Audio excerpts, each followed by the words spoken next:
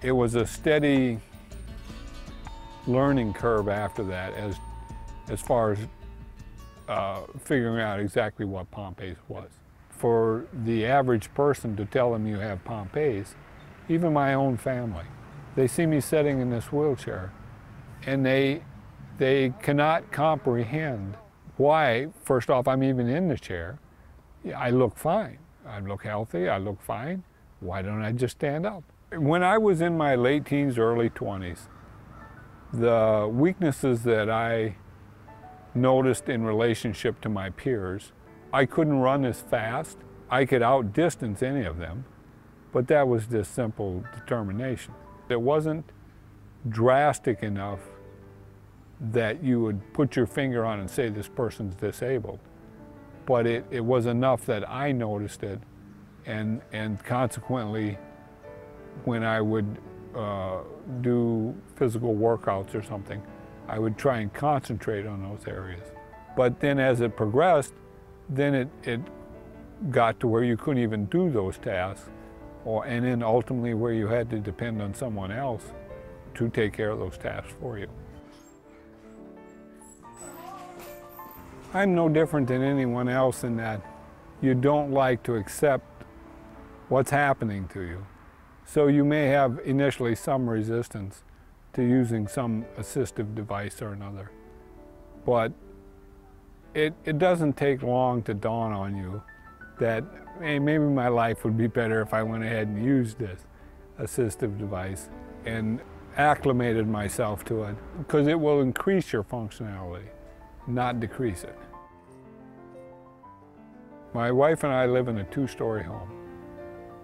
And as the muscle weakness progressed, it became increasingly difficult for me to get up and down the stairs. As his lower back muscles got weaker, we could tell that he, he had to start using a cane, and it was a few months later that he had to start using 2 canes. All our bedrooms were upstairs in the bathroom, so, and he didn't really, he said, I think I can make it another year, and I said, yes, but I can't. My wife had the wisdom and foresight to say that this situation can't go on. We have to change our living arrangement. We did remodel the whole downstairs, and it was a good thing that she pushed for that. You may not be mentally dealing with it or accepting the fact, so listen to those around you. If they're telling you something needs to happen, it probably needs to happen. You have to take care of yourself first, because if you don't, you can't take care of them. So what I did was I joined an exercise class at the fitness center, and I went there just for an hour or two every morning. And I found that through that, I released this tension, and that really helped me. And then I could deal with the things that were happening to him. But I wasn't able to get a hold of Bill, so I'm only assuming that he's up there. Anybody who has needs, special needs, or has any sort of disability, you have to advocate for yourself. Because if you won't fight for yourself, other people are not as inclined, even though they are of a good nature, they're not as inclined to fight for someone who's not willing to fight for themselves. If you want to get something done, even though you're physically limited, you better put every ounce of effort that you have, or every resource that you can muster, into getting that done. You got your hat. Yeah, I know it. Huh? I know it. The emotions that are involved are really personal. I mean, it's going to be different for everybody involved.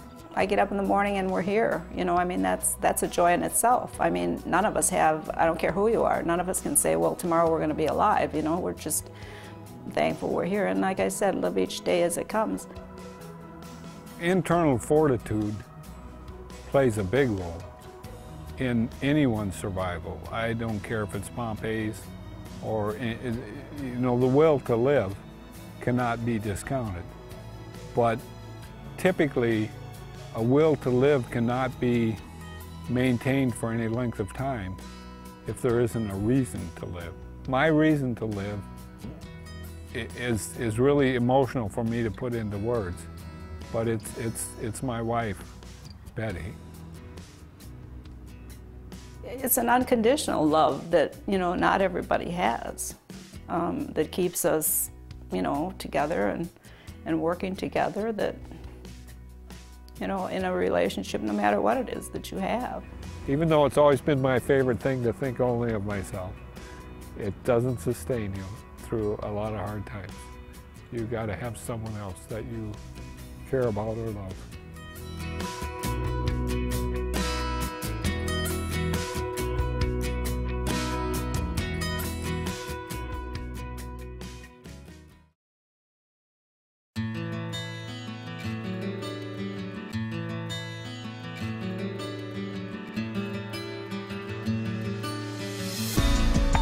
I was 25 when I was diagnosed with POMPE. Back in 2003, I had my first muscle biopsy, and that's when they determined that I had some type of muscle condition. And in the total of a year and a half, I've had 3 muscle biopsies, and then my final biopsy was when they determined that I had POMPE. Before POMPE, they thought it was a disease called polymyositis. When I told my husband for the first time, we both were very emotional, because when I found out, he wasn't here. He was overseas, so I was by myself.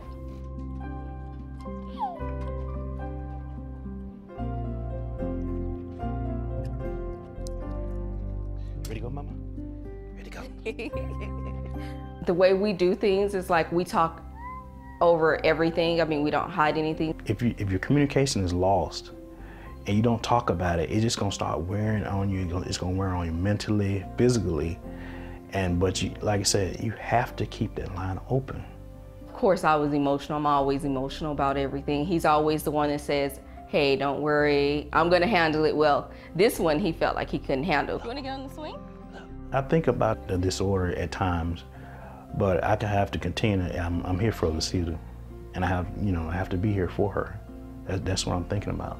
He's been supportive, he's been behind me. My mom, dad, brother, his family, everybody is always calling, checking, seeing how I'm doing, and if we need anything, they're always there.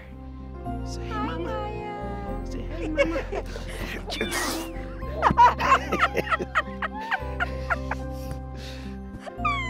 Before we knew that she had POMPE, at first I was like, this girl is clumsy. She can't, she's falling, and and she can't get up by herself. And when she started like complaining, about pains and stuff, and I was like, it's something more serious than that. So, yeah. Lucida, she sleeps at night. She sleeps on a BiPAP machine.